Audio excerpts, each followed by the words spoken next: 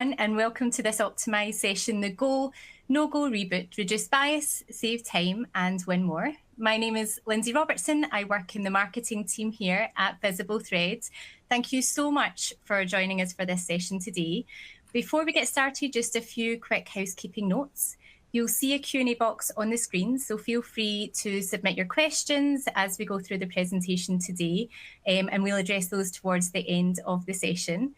There's also an attendee chat, so I know that this will be a really interactive session with a lot of questions and polls, so please join in the conversation via that chat box.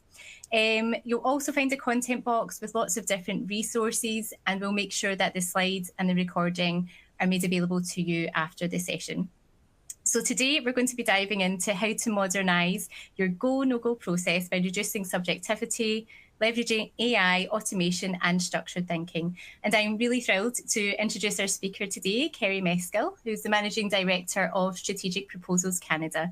And Ceri brings over 15 years of experience and has contributed to over $1 billion in client wins across multiple different industries. So really delighted to have her expertise with her today for this session. So without further ado, I'll hand over to Ceri.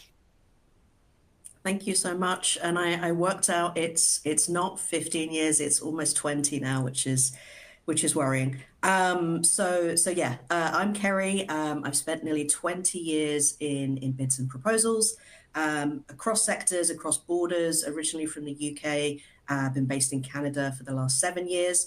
I've always had the same mission. So help teams win more and hopefully stress less. I'm an APMP fellow, accredited trainer, and probably a bit of a proposal nerd.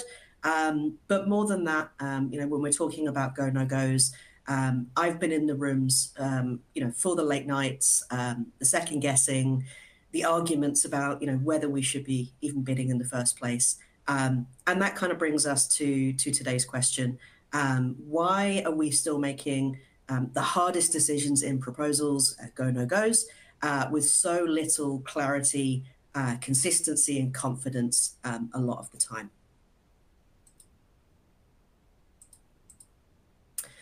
If you've ever sat in on a go no go call, you probably know how it goes. There's probably one person there, the optimist, saying this is a must win. Another person, maybe the skeptic, quietly wondering whether it's going to be worth the effort. And then, probably the most risk-averse person, somebody already drafted in the kickoff deck just in case we bid. Most of the teams that I speak to, they have a go no go process. But when the pressure's on, as it often is in proposals, we can look to gut feel, wishful thinking, leadership overriding decisions, and there's a big cost to that. So every time we say yes to a poor fit opportunity, I'd say we're not just rolling the dice. We're pulling time, focus, energy away from the bids that we could actually win. So if we look at that, try and make that real. If your team spends 100 hours on a bad fit bid, and you think those hours come from your best writers, your SMEs, your proposal managers, what else could they have done with that time? What other deals could have had their best thinking? What else could you have done in terms of improving your content library, maybe your processes, your strategy? And here's the truth. It's not that teams don't know how to make good decisions. It's that saying no generally feels harder than saying yes. Our brains are wired to avoid loss. And walking away from an opportunity feels like losing, even when maybe it wasn't a good opportunity to be pursuing in the first place. What does that mean? We stay busy, but we don't always get better. I'd say whether you're a proposal manager driving qualification, maybe you're a capture lead trying to position early, or even a sales director tracking ROI. These decisions, go no go decisions, they shape your team's capacity, your win rate, and sometimes your sanity. But I say you have the power to start to shift those conversations from busy to strategic. So what can you expect from this session? Well, it's not enough, like we said, just to have a go, no go process on paper. We want to look at it, reboot it a little bit, give you some tips on how to make it faster, smarter, and less vulnerable to bias. Because I'd argue bias, it really is that silent deal breaker. It can derail decisions before you've written a single word of your proposal. So in terms of this session, we'll go in three parts. So part one, you'll see how different cognitive biases can quietly shape pursuit decisions, often without anybody noticing. In part two, you'll walk away with a practical framework to structure smarter go, no go conversations. And then in part three, we'll look at how data, automation, AI can help you not make the decisions for you, but help you make faster, more confident decisions. Like I said, without replacing that human judgment. So let's start off with a poll question. And I'll give you the options on the next screen here. So just enter your answer in the chat. Yeah, when was the last time your team actually said no to a bid? Was it last week, maybe last month, last quarter? Can't remember. I'm hoping we're not going to have any nevers in the chat, but yeah, feel free to chime in through the chat, and we'll see what's showing up for you. And there's usually a delay with these things, so we'll wait to see some things come through.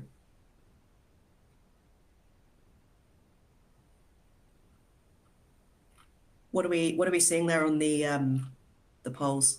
So we are seeing, well, yesterday, a lot of last week, last quarter, last month, a good mixture really of everything in there. Can't remember is another one. Well, yeah. Well, we're going to get some of those, but that's better than I was expecting. Because I think, like I said, most teams, they do have that go, no go process on paper. It's just sticking to it that seems to be the hard part. And, a lot of that is dictated as to, when is quarter end, when is year end. That can sometimes throw people off. But yeah, I'd say, when the clock is ticking, leadership's getting really excited, maybe the sales team has dollar signs in their eyes, that's where things can go a bit sideways. So here's part one. So why is it hard to say no, even when we know we probably should? And I think the short answer is bias.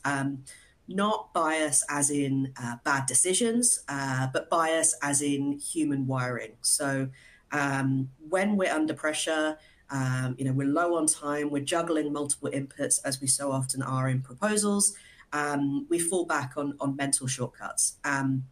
And shortcuts can help us move fast, but fast doesn't always mean smart, especially when those shortcuts are driven by emotion, assumptions, untested beliefs. And I'd say, in proposals, those shortcuts don't just show up, they sometimes drive the conversation. So, who we listen to within our organization, what we believe, and how we justify chasing a long shot. And I'd say unless we challenge those biases, those silent saboteurs can start to shape our pursuit strategy, like I said before a single word is written in terms of a proposal. So let's look at 7 cognitive biases that show up again and again in go, no go decisions. These are academic in terms of, they're proven to exist, but I'd say for us, they're not academic, they're real. You've probably seen them, you've probably felt them. So let's have a look and name some of them. So let's start with 4 of the most common cognitive biases that show up. So first here, confirmation bias. So essentially, we'll look for evidence that supports what we already believe, and maybe we'll ignore the evidence that doesn't support what we already believe. It could be somebody saying, the client loves us, we've got the relationship, we're really strong in terms of this product or this service. And suddenly the tone is kind of set. Everybody starts looking for reasons to say yes, and no one's really digging into maybe some of the risks. A peer once told me about a bid that was greenlit in 15 minutes, just based on one stakeholder's enthusiasm, but no one had actually confirmed the actual decision maker's role on the client side. The result was, they lost badly, and the feedback was, you didn't understand our priorities. Next here is sunk cost fallacy. So this is where we keep going, not necessarily because we should, but because we've already started. So kickoff's done, SMEs are involved, maybe capture's been underway for months, and saying no starts to feel like, are we wasting all of that work? But I'd say, here's the real test. So if this opportunity landed in front of you today, would you still bid? And an example there, one team told me, we knew we weren't qualified, but we'd already promised leadership we'd go for it. The result there, they spent 300 hours working on a proposal, came in 5th, which is not what we want. Next there is anchoring bias. So basically the first number or data point that we hear sticks, even if it's wrong. That could be a budget figure, it could be a rumor about a competitor, or it could be, this is what we won with last time. Thinking back, I know one team I worked with before built an entire pricing strategy around a number from 3 years ago. What they didn't give enough consideration to was the market had shifted since then, and that anchor kind of quietly sabotaged their positioning for that proposal. And then overconfidence bias. So this is where we overestimate our knowledge or control. It's, we've done this before, we're the incumbent, we've got this. But I'd say confidence can blind us to change. Have we thought about, are the evaluators the same as last time? Has the scoring shifted? Maybe the client needs have evolved. Thinking back, one capture lead I was working with told me, we've won 5 of these, similar opportunities with this same client. What they'd missed out on is the buyer had changed, and so had the priorities and the agenda. These are just the first 4. I'd say they show up pretty often, but there's a few more that you'll probably have felt in the room, even if you couldn't name them. So we'll look at those. First one there is authority bias. So this is essentially where we give too much weight to senior leadership voices, even when the data disagrees with what they're saying. So, it might be a VP saying, we really need to chase this logo, this company, or maybe the exec team signals a decision before that go no go process has started, and we've had those conversations. What that does, suddenly, challenging the decision starts to feel political. But I'd argue, seniority doesn't always equal strategy. And when decisions are made in the boardroom in isolation, you might be heading into a low-win pursuit. Next is groupthink. So this is where we go along with the group to avoid conflict, even when something might feel a bit off. I've been in these situations before. Everyone's nodding along, everyone's aligned. No one wants to be the person that says, are we sure this is a good idea? But I'd say their silence doesn't always mean agreement. It can often indicate, that there's no psychological safety within a team or an organization to challenge decisions. A previous employer that I worked with, they had this unwritten rule of, they'd go, no go, make the decision once. And then, once the momentum was approved, they would never go back and challenge that decision. And and that culture cost them, a round of one loss after the next before somebody finally spoke up and things started to change. And lastly, their optimism bias. So we overestimate the odds of a good outcome. So, you might have heard this as, let's just, get the proposal in, figure it out later in terms of orals or delivery resources, that kind of mindset. Sounds like belief is often hope. And as we know, hope isn't a strategy. They're hoping that the content's going to come together, hoping that the pricing is going to magically work, maybe hoping that the evaluator is going to see past some of the gaps. I'd say optimism is great for morale, but without evidence to back it up. More of a gamble, dressed up as confidence. So that was a lot of information to take in. So love to just take a breath here. I'd say all of these biases, they often don't feel like mistakes when they're happening. Like we said, they can feel like confidence, they can feel like alignment, like the team is moving forward.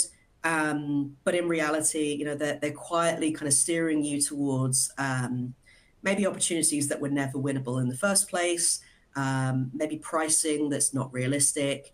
And, a lot of those decisions can burn goodwill with the people that we need to work with on proposals. So SMEs, delivery teams, even leadership where there's that conflict. And like I said before, the scary part is most of this is happening before we've put fingers on keyboards to start writing the proposal. Love to see how that's landing in your world, whether any of that kind of resonated, sounded familiar, but you didn't know the names for them perhaps yet. So poll question 2, feel free to type in the chat. Which of those biases are you seeing most in your go no go conversations? So put them on the side there. And maybe if there's not a label you'd put on it, maybe some of the phrases that you hear that reflect those biases within those go no go discussions.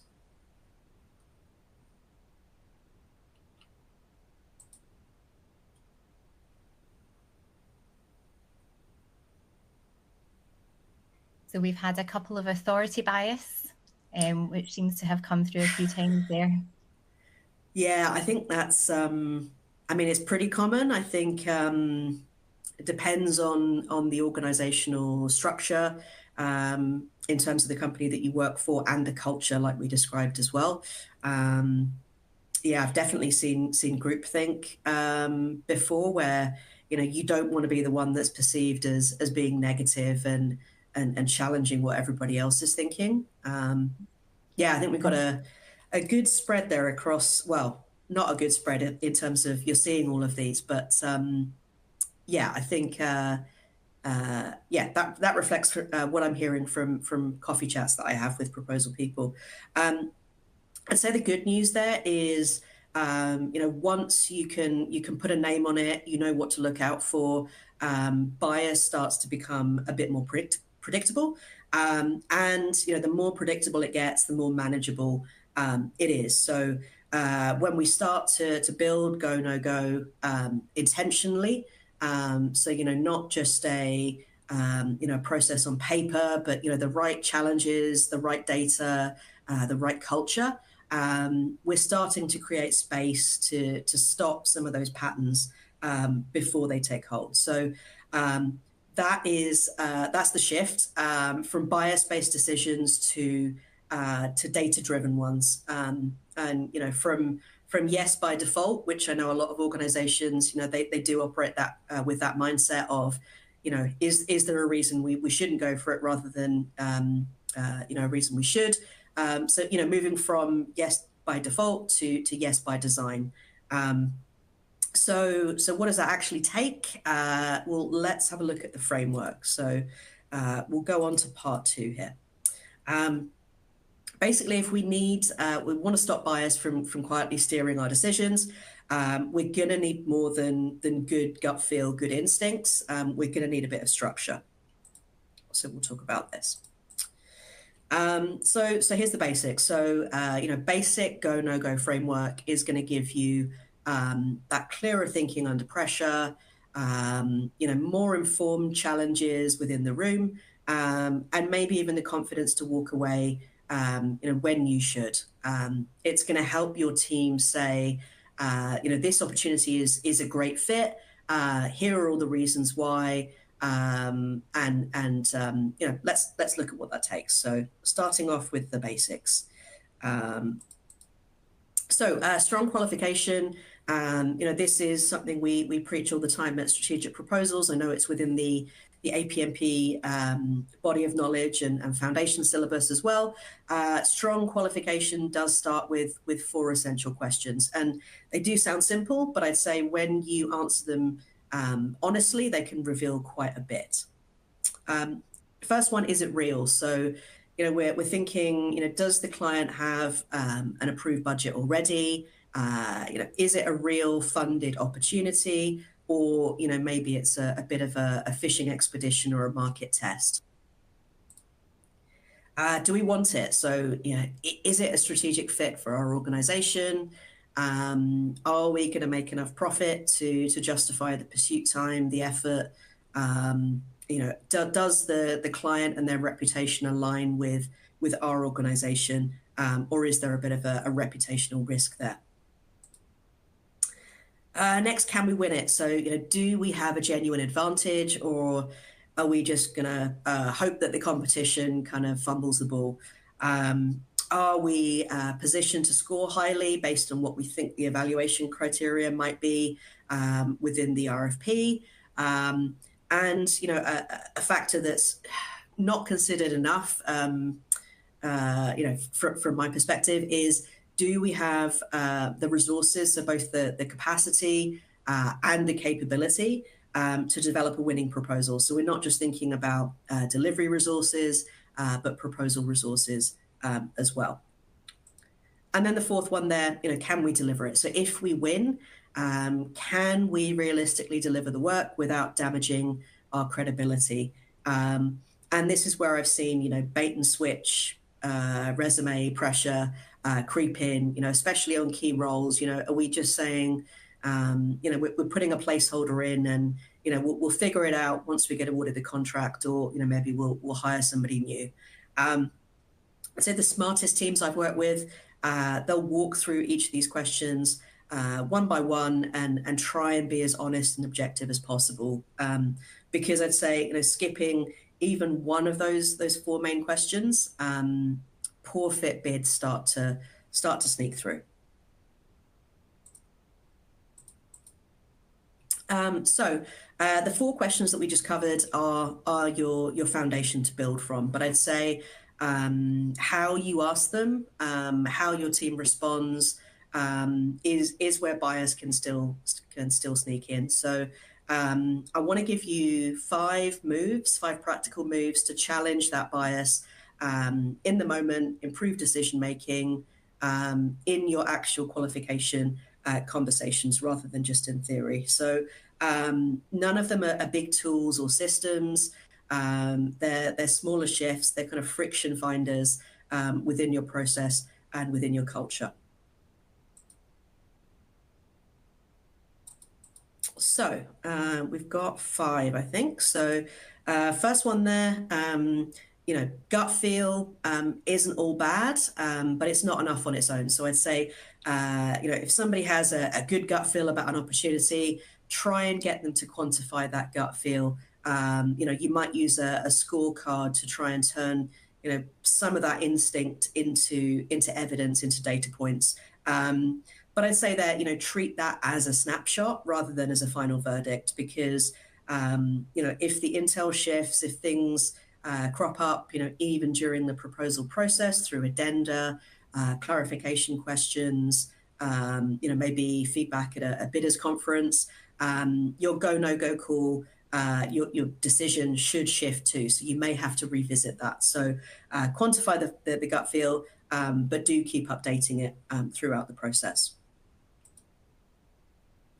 Next one there, similar, but challenge your strategy, throughout the process. So, within APMP, we talk about decision gates, and I think often those decision gates, throughout capture and proposal and beyond, they're seen as more, check-ins rather than, an actual decision point. Is this where we should stop? Or have we got a compelling reason to continue? So thinking about, has anything changed with the client, the scope, maybe something's going on with a competitor, are we still in that winning position?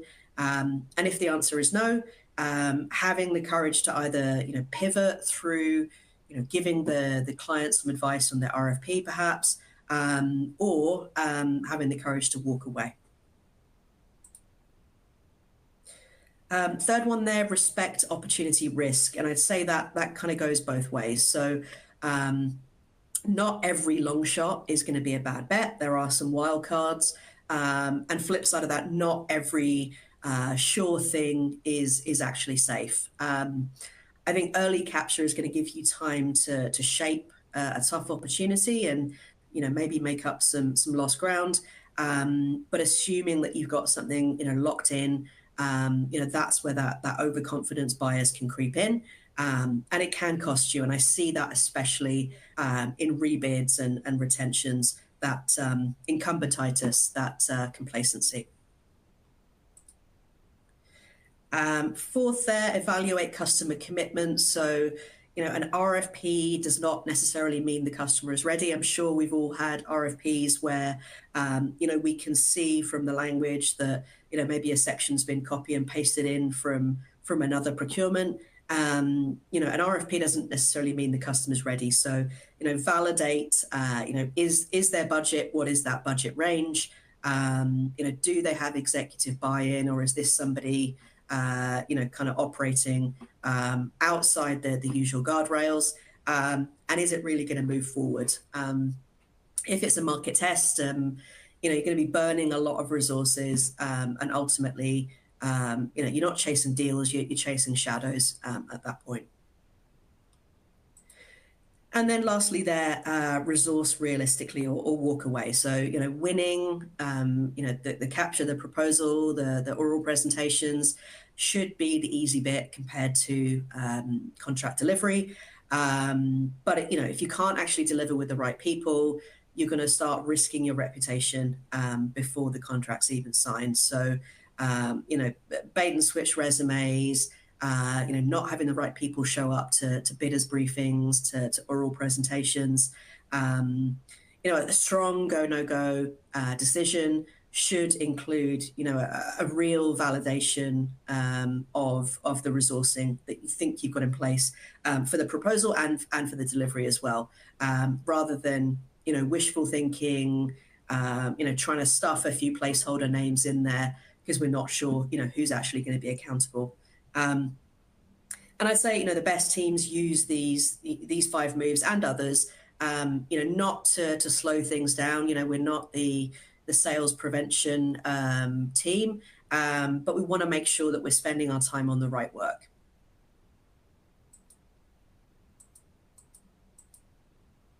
So let's pause again there. I know that was a lot of information again. So we walk through those 5 moves to reduce bias, make better go no go decisions. And like I said, they're simple moves, but depending on your organization, they may take a bit of courage, a bit of consistency to apply. So poll question 3, let's check in for a second. So which of those moves do you think your team needs most now? So I'll put them up on the next screen for you there.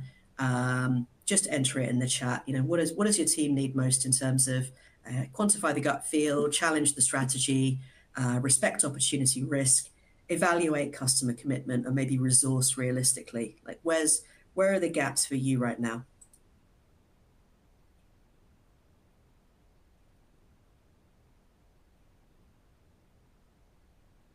I think resource realistically has come up, Ceri. Yeah, and I think it's always the resourcing more so from a proposal side than a delivery side that I see catching people out. If the default is that we're going to go for it, and we don't have the resources, so people are doing proposals off the side of their desk. We're not setting ourselves up for success. Yeah, seeing a few more come through the gut feel. There's nothing wrong with that, because if you look into the science behind what is a gut feel, it's an instantaneous feeling in your body based on all the data points you've got so far.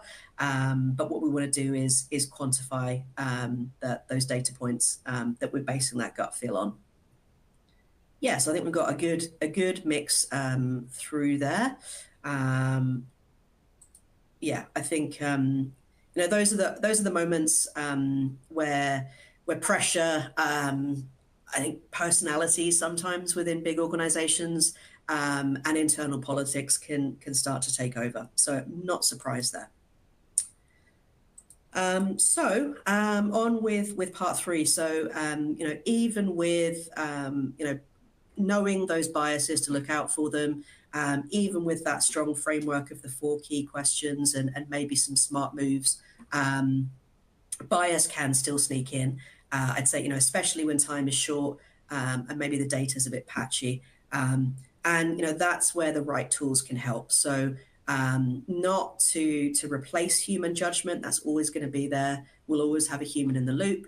But let's create some better conditions for that human judgment. I'd say when no matter what tool or tech or system you're using, when it works well, it's going to give your team a bit more clarity to either say yes or to say no, and be able to back that up with confidence. Let's stop for a poll there before we get into it. So I'd love to understand, what tech does your team use to make go, no go decisions now? And I have some options on the other side here. And yeah, I'm seeing things across the spectrum. Traditionally, I'd say it was, Microsoft Excel sheet with a load of formulas in, sometimes really easy to game once you can see where the formulas are. I know there's a lot of proposal-specific automation AI tools out there that have, a feature or a module for go, no-go decision-making. Hopefully you're not using emails to do that with email reply or email traffic.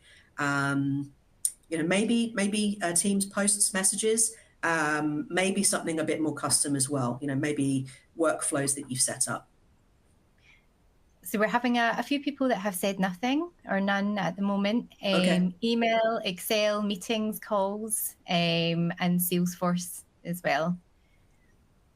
Yeah, I think, that kind of reflects what I'm hearing. We're kind of relying on, maybe traditional ways of doing things. And I'd say, now with the explosion of AI within the last couple of years, that there are other opportunities to consider there. I'd say, like it says on the screen, let tech do the heavy lifting. You're still in control of the decision.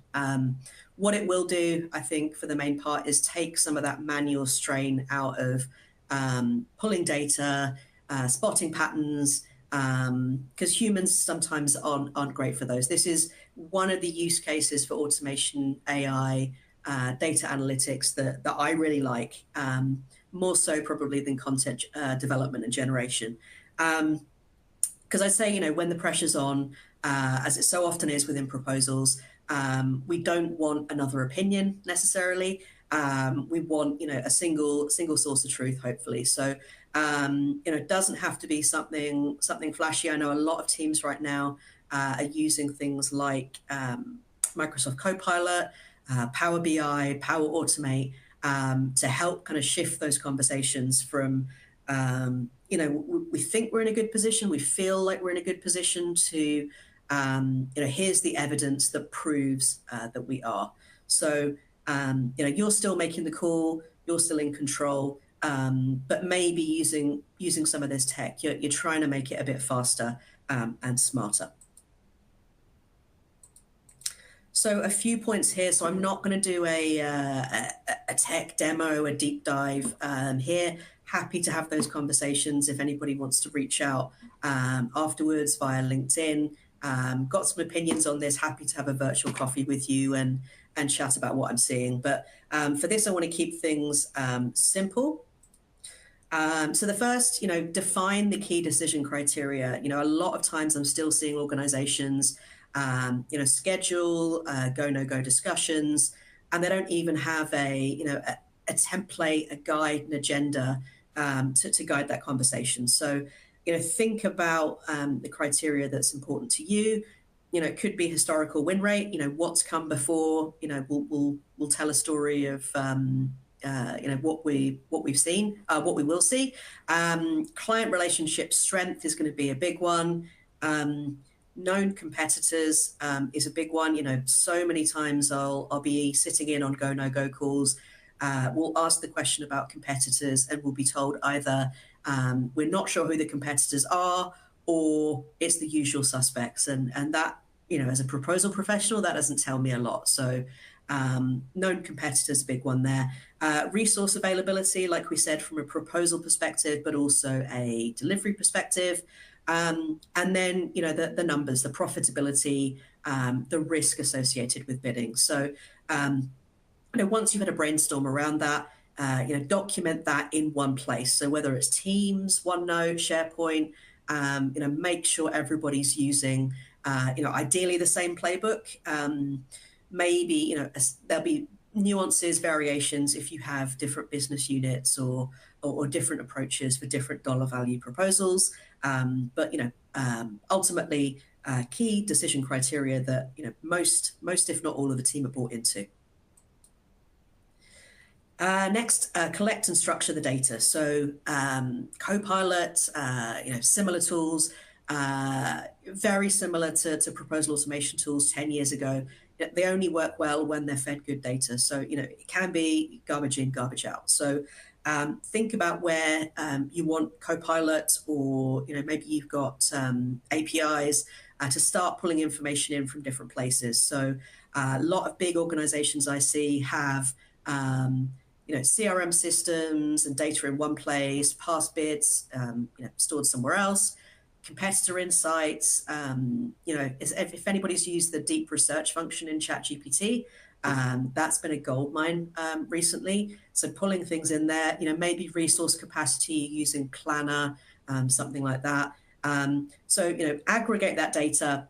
Start to think about using Power BI to help you to visualize some of those patterns, so you're not having to read through a ton of text and make those connections manually. It could be as simple as which sectors are we winning in most, which deal sizes are we winning most. Step 3, analyze, recognize patterns, score new bids. So once that data is structured, use something like Copilot to analyze it. So in Excel, this could be identifying which factors most strongly correlate with wins. Power BI, it could be building something like a success probability model based on what you've seen previously. Power Automate, I've seen organizations use to score each new bid against their criteria and start to flag those issues immediately. And that can surface some good intel as well.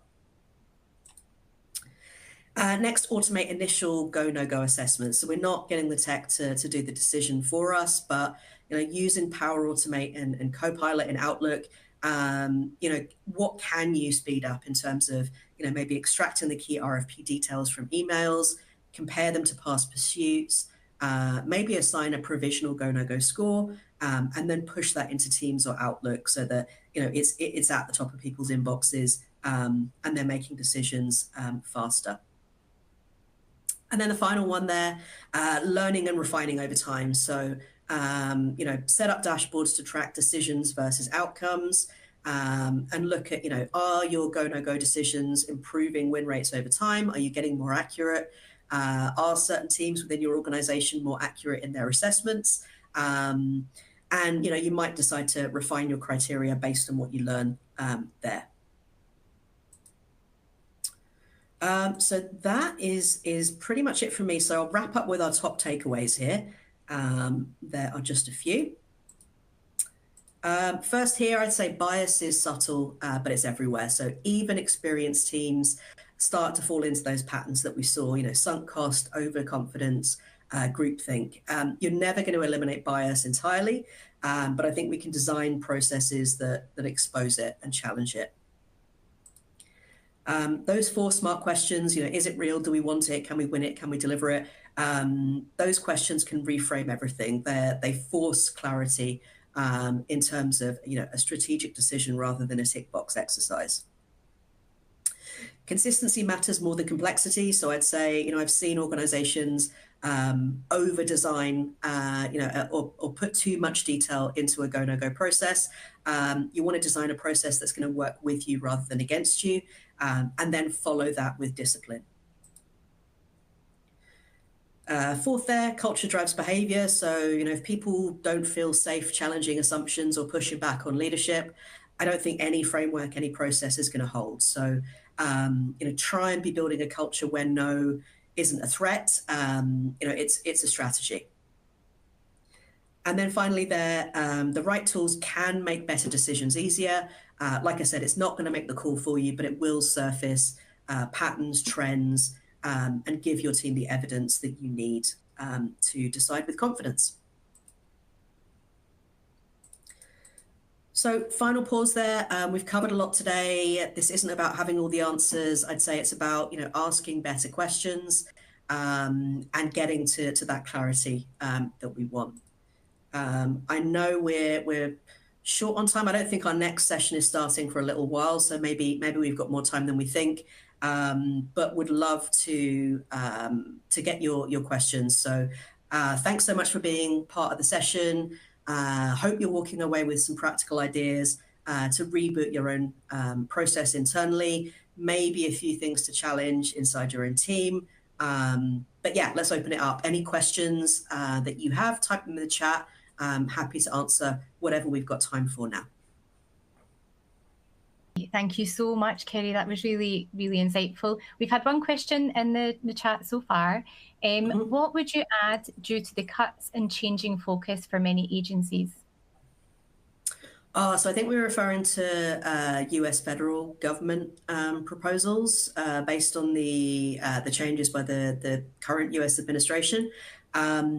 I'd say, I'm going to be honest, that's not a space that I operate in personally. So yeah, I think being agile there would be the main thing, because things are changing day to day, week to week. So I think that part of the slide where we had learn from what's going on, from feedback, and refine continually. I think you're going to have to be doing that a lot quicker if you're operating within that space at the moment, because those changes are coming thick and fast. That's great, thanks. And just in terms of authority bias that you mentioned, have you seen any kind of examples of how to kind of push back on that, or any great examples of how your clients have worked around that? Yeah, I think a lot of it is, do your proposal team have a seat at the table at those go, no go conversations? Or, I've worked with a lot of teams who they only get involved after the go, no go decision has been made. Once it's a go, then the proposal team is assigned. So they're not in the room to challenge those conversations.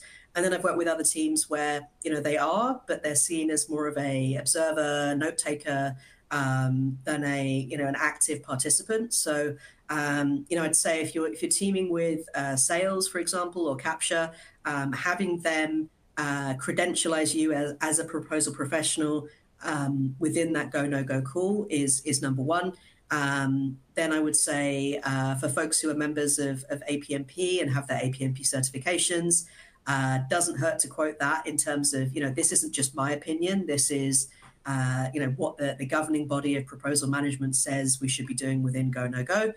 So use that to credentialize yourself. And then I'd say as well, understand the personalities in the room. So, when I was in-house as a proposal professional, if I was going to go on a go, no go call with, people that I hadn't worked with before, getting that intel from the salesperson or the capture lead beforehand in terms of, how does this person like to communicate? How can I kind of manage them and stage manage the call, in our favor, in the favor of logic rather than emotion.